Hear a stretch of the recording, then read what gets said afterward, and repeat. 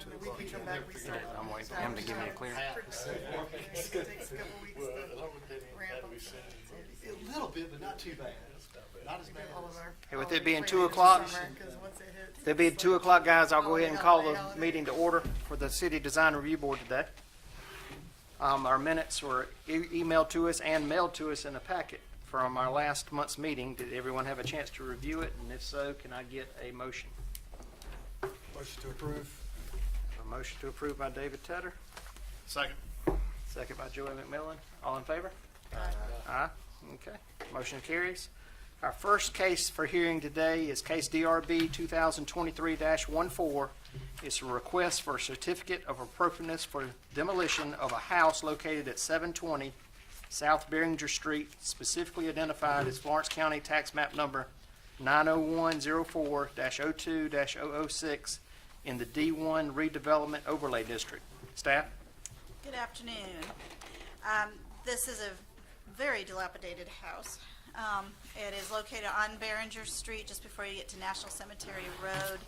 It is just on the edge of the D1 district, and it is was approved for the demolition by the Historical Commission back in early August. It was built in 1952, and here's a site photo of it. Who's your landscape?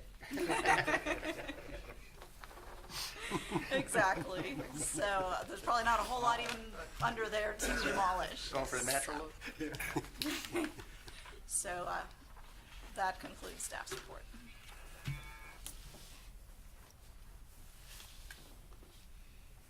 Any questions of staff? Anyone here to speak on this matter? Hearing none, we'll close the public hearing and put it up for a vote, discussion or a vote to approve or disapprove. Motion to approve as submitted. Second. Second, all in favor? Aye. Aye, certificate will be issued. Our second and final case today is case DRB 2023-15. It's a request for a certificate of appropriateness for renovations to make to the house located at 604 Sandra Terrace, specifically identified as Florence County Tax Map Number 90064-07-003 in the D4 Timrod Park Overlay District. Staff? This is a house in the Timrod Park Overlay District. It's just north of Waters Avenue on that dead-end street over there off Park Avenue. It is zoned NC 6.2 in a single-family neighborhood. These are some photos of the house, and the applicant has discovered some damage, as you see in the upper right corner, to the windows, and they've decided they want to remove those windows altogether and just replace them with the original T111 siding, just as is there, and they would paint it the same color so it would all match. But the main difference would be that there would be no windows at the front of the house there. So the basic form and character of the house will be preserved, but they will be removing the windows and replacing them with the original T111 plywood siding. The height won't be affected, the roof won't be affected. They're not proposing any additional landscaping. The scale won't be affected. And this is a street full of mid-century houses. So that concludes staff's report. So we would just mirror the other A-frame on that roof, right? That's correct, Okay. yes. Anyone have any questions of staff? Anyone here to speak on the matter? I live there, unless y'all got questions. Okay. I don't think we do. Okay, we'll go ahead and close the public hearing and put it up for a discussion or a motion. Make a motion to approve as submitted. Okay. Rainey has made a motion to I'll second. Joy has seconded. All in favor? Aye. Aye. Certificate is approved. All right, and then there is a little bit of old business that came up at the last minute. Back in 2021, this board approved renovations to the building at 270 South Coit Street, which was the old Marita Bakery, and it's an old brick building. It had the brick veneer, but when the applicant removed the brick veneer, he discovered that the original clapboard siding underneath is in good shape. And so we amended the COA, since original materials are always preferred, to allow that. But that means that he is putting an addition on the front, which called for the brick veneer, but now he is saying that in light of having the clapboard siding on the rest of it, that he would like to put hardy plank shake style planks on that and paint them white, which is the color he's painting the wood.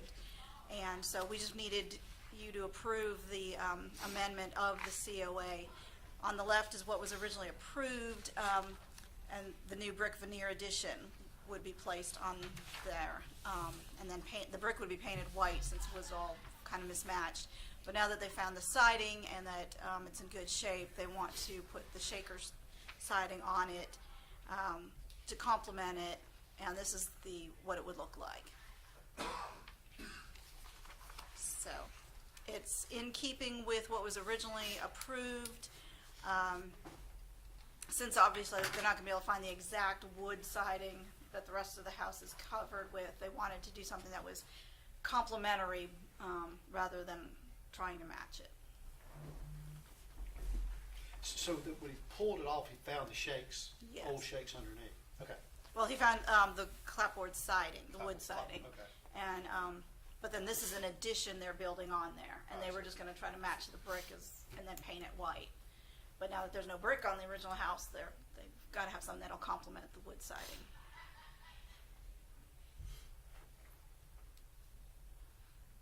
And the ordinance, or the design guidelines just say no aluminum or vinyl. They don't say anything about the hardy plank siding. Okay. Anyone have any objections? Hearing none, does someone want to make a motion to approve the amendment? Motion to approve. Second. Second. All in favor? Aye. Motion carries. Now- Any other matters from the city? Real quick. You had to talk. Yes, I know. That's right. Well, this is good news. So I think we all need to congratulate Elaine. She submitted for a grant with SHPO, the State Historic Preservation Office, for us to redo our design guidelines. So our design guidelines were back in 2008. So they're a little outdated. I think obviously most everyone now has been on the board long enough to know that we have a few gaps here and there, and especially with modern materials and things, we need to update that. So we're going to completely redo the design guidelines. It's probably going to take about a year to go through that whole process. So as we start moving forward, we'll be pulling you all in as we need to help kind of guide that development of the design guidelines. So just want to give you all an update on that. Great. Congratulations. Thank you, Elaine. Created more work for us. I appreciate it. But it's well needed, and it needs to be done. So, I know there was some discussion about, I don't know if it's already been changed, about penalties and whatnot for people that don't. It's been submit. changed already. That was one of the amendments we made. Like after this is done with all the new changes, I mean, hopefully there's either some effort to communicate that, because there'll be even more confusion about when you need to submit to the DRB and when not. Yeah, so part of this process, if you're going to be if you own property within this district, we'll go through a couple public meetings, hold a couple of public meetings. So we'll notify property owners, make that aware, and allow them to get the word out there even more and get them involved as well. So they'll be made aware. okay. Our next scheduled meeting is scheduled for October 11th, and if there's no other items to discuss, we're adjourned. Thank you, Mr. Chairman. Thank you. Appreciate it, guys. See you, Kyle.